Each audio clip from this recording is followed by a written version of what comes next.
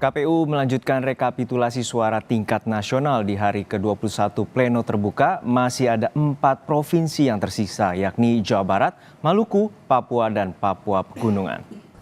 Dari 34 provinsi yang telah menyelesaikan rekapitulasi, pasangan calon nomor urut 2 Prabowo Gibran tercatat unggul di 32 provinsi dan memperoleh suara terbanyak dari penghitungan suara luar negeri.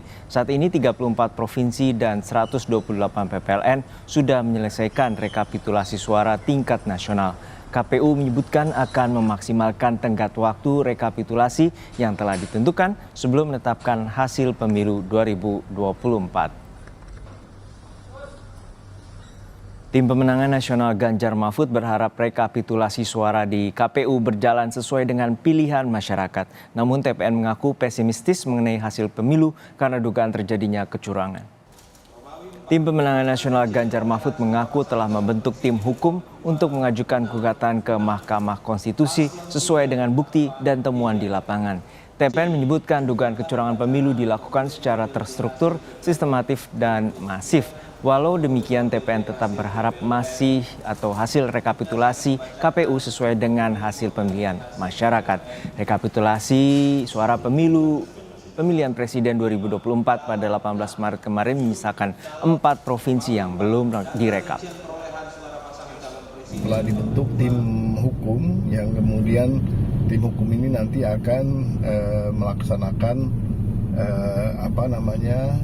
pengajuan gugatan-gugatan jika memang kemudian sesuai dengan apa yang ditemukan di lapangan. Nah, dan temuan-temuan itu jelas sudah ada buktinya dan kemudian juga kita sedang mencari basis-basis saksi-saksi yang relevan di dalam konteks itu agar kemudian bisa dibuktikan.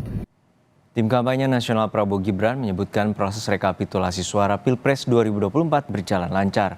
Hasil perolehan suara Prabowo Gibran tidak jauh berbeda dengan hasil hitung cepat sejumlah lembaga survei pada Februari lalu. Wakil Ketua TKN Prabowo Gibran, Edi Suparno, menyebutkan TKN terus memantau proses rekapitulasi yang sedang berjalan di KPU hingga saat ini.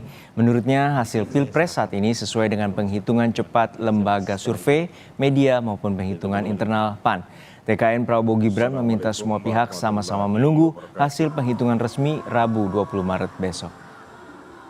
Kami selama ini mencermati proses rekapitulasi suara yang ada di KPU RI terkait hasil pemilihan Presiden tahun 2024 dan kami menganggap proses ini berjalan dengan cukup baik, cukup lancar.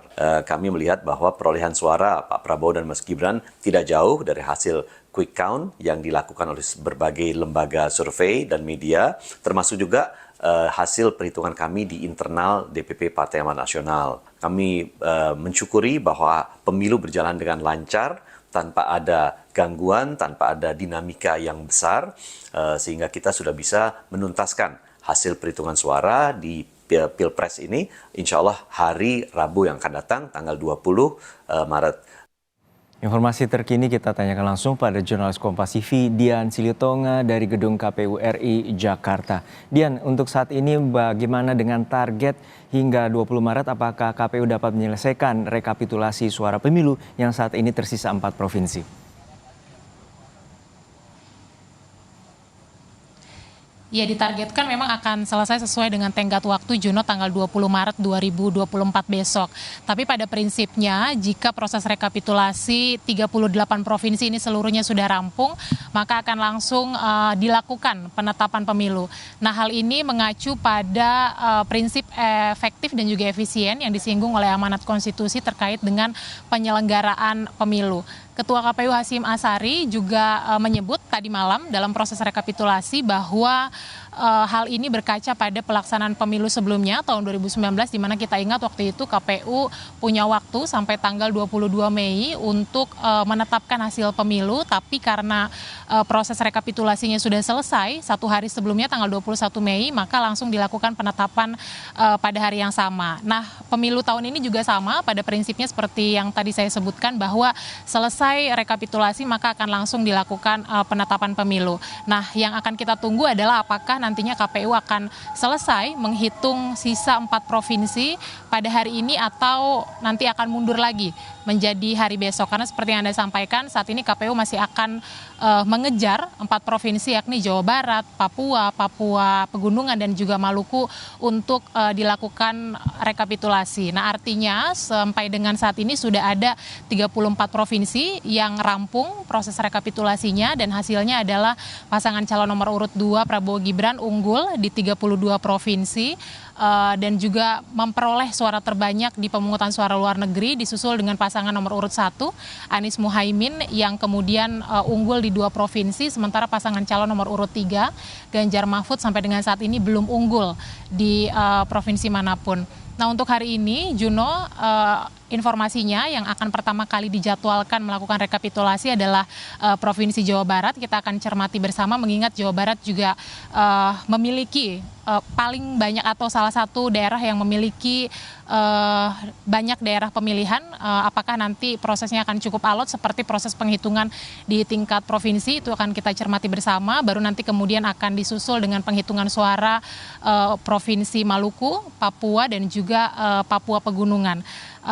Kita akan tunggu bersama karena sampai dengan saat ini kami memantau belum melihat kedatangan dari KPU daerah Maluku, Papua dan juga Papua Pegunungan. Sementara untuk KPU Jawa Barat nampaknya sudah tiba di gedung KPU Pusat Jakarta. Juno.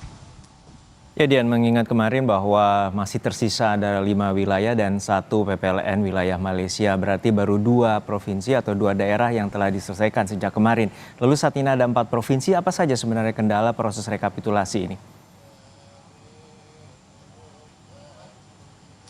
Ya, memang paling banyak adalah kendala-kendala di daerah tentu saja, Juno. Salah satunya adalah kendala penanganan pelanggaran seperti yang diduga terjadi di Jawa Barat sehingga memang proses penghitungannya cukup alot. Kita ingat Jawa Barat seharusnya dijadwalkan kemarin, tetapi sampai dengan hari kemarin juga belum bisa dilakukan rekapitulasi di tingkat nasional karena memang diduga ada pelanggaran di teknis rekapitulasi, kemudian juga kita ingat ada dugaan TPS gemuk di sana, kemudian juga ada TPS-TPS yang harus melakukan pemungutan suara ulang, kemudian juga ada temuan tidak sinkron antara data C hasil dengan data C salinan, kemudian juga dengan data Sirekap, dan kemudian juga ada dugaan penggelembungan suara untuk calon legislatif.